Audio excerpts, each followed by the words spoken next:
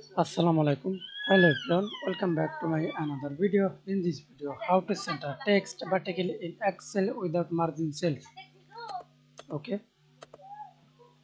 Type text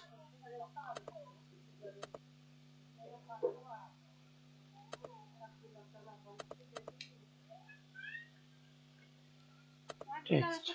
Okay. Now see this menu vertically text style. So zero style. Okay.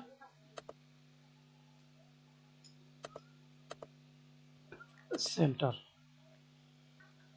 and again type text selection center, right click mouse, go to format cells, alignment horizontal, select center across selection, then click OK.